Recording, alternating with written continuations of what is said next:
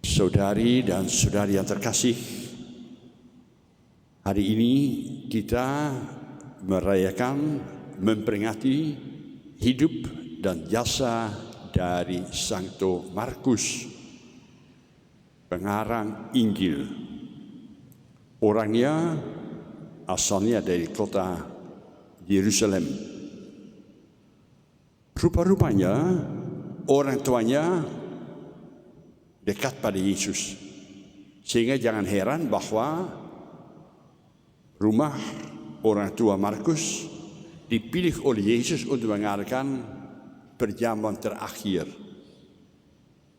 dan juga menjadi gereja yang pertama, tempat di mana pengikut-pengikut Yesus suka kumpul bersama-sama. Markus itu bukan rasul, tapi pengen tahu siapakah pribadi Yesus itu. Maka ketika Yesus itu pergi ke Taman Getsemani, dia diam-diam itu ikut, pengen tahu orangnya, ajarannya, pribadinya. Dia menyaksikan bahwa Yesus ditangkap oleh tentara, serdaru-serdaru. Malahan serdaru itu mau menangkap si Markus. Sangkanya itu murid dari Yesus. Maka terpaksa Markus itu melepaskan jubahnya dan kabur telanjang, menyelamatkan diri. Markus ini masih famili saudara dengan Barnabas. Dan Barnabas pada gilirannya masih paman dari Paulus. Maka sesudah Yesus bangkit, tidak lama sesudahnya, sesudah pertobatan dari Paulus, dia ikut dengan Barnabas dan Paulus dalam perjalanan ke seluruh dunia mewartakan Injil. Tapi ternyata Markus itu lembek, menghalang-halangi perjalanan Paulus, sehingga ketika Paulus itu mau mulai dengan perjalanan yang kedua, si Markus itu ditolak. Kau jangan ikut, nggak cocok. Maka dia tinggal bersama dengan Barnabas omnya. Akhirnya kita berjumpa dengan Markus itu sebagai kawan setia dari Petrus. Kemanapun Petrus pergi, si Markus ada di situ.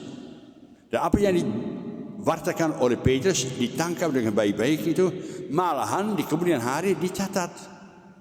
Khotbah kesaksian dari Petrus dicatat menjadi bahan untuk Injilnya. Dia orang yang pertama yang menulis Injil. Pada tahun 65 dia mengarang Injilnya. Akhirnya kita tahu bahwa dia menyaksikan di kota Roma orang-orang pengikut dari Yesus itu banyak sekali menderita. Dilemparkan di depan binatang-binatang buas, potong kepala, dibunuh secara kejam. Dan Petrus mewartakan, barang siapa yang mau menjadi pengikut dari Yesus, memang itulah nasibnya. Kau harus memikul salibnya.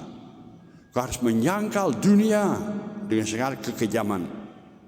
Konsekuensinya adalah salib, dibunuh. Maka Injil dari Markus itu disebut kisah sengsara yang panjang. Banyak cerita bahwa kalau berani menjadi pengikut Yesus, kita harus rela menyangkal diri, memikul salib. Akhirnya dia juga terpaksa menyaksikan Petrus ditangkap dan disalibkan. Pelindung-pelindungnya, contoh-contoh pada rasul sudah meninggal. Maka dia melarikan diri ke Mesir. Di Mesir itu pada waktu itu sudah ada sejumlah orang yang menjadi pertapa. Artinya orang pendoa, orang yang tinggal di padang gurun dan hanya rajin berdoa kepada Tuhan saja. Dia disebut bapa kaum pertapa. Kemudian diangkat menjadi uskup di Alexandria. Dari situ pun dia mengalami nasib seperti Petrus, ditangkap dan dibunuh demi pewartaan Injil. Jenazahnya kemudian hari dibawa ke Venesia di Italia Utara, dan sampai hari ini kota Venesia disebut kota Markus. Relikwinya, jenazahnya tersimpan di katedral di Venesia. Markus itu mendengar dari Petrus pesan yang disampaikan oleh Yesus kepada para murid. Tolong pergilah kemana-mana saja, wartakanlah Injil, laku atau tidak laku, wartakanlah Injil. Dan kau mendapat tugas adalah untuk menjamah orang yang sakit. Mereka akan sembuh. Tolong kau berbicara macam-macam bahasa yang ada di mana-mana saja, kau bisa nangkap. Biar kau minum racun, no problema, kau akan diselamatkan oleh Tuhan. Ampunilah orang yang salah. Itu menjadi tugas bukan hanya dari 11 rasul, tapi dari semua pengikut Yesus. Kalau kita mau atas anjuran Yesus, mau menjadi pengikut dari Yesus, kita juga jangan takut. Jangan takut. Banyak ancaman-ancaman, tapi Yesus sendiri mengatakan, saya akan menyelamatkan, saya akan menyertai kalian semuanya. Semoga saja semangat yang ada pada Markus, contoh teladan yang Markus berikan kepada kita juga menjadi teladan bagi kita sekalian. Dunia kita masih dikuasai oleh perang, oleh macam-macam bencana, oleh macam-macam orang yang susah. Ada tidak di antara kita orang yang berani mewartakan Injil dengan segala risiko? Mungkin ditertawakan, mungkin diejek, mungkin diusir. Tapi demi Kristus kita rela berkorban. Yang pentingnya supaya kabar gembira kerajaan Allah itu akhirnya terwujud di tengah-tengah kita. Semoga saja berkat usaha kita ada dunia yang baru, penuh kedamaian, penuh kebahagiaan, penuh iman akan Tuhan.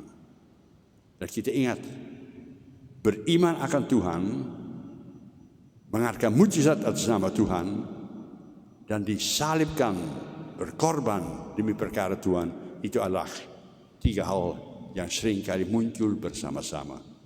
Semoga saja kita jangan takut, Tuhan melindungi kita. Semoga demikian.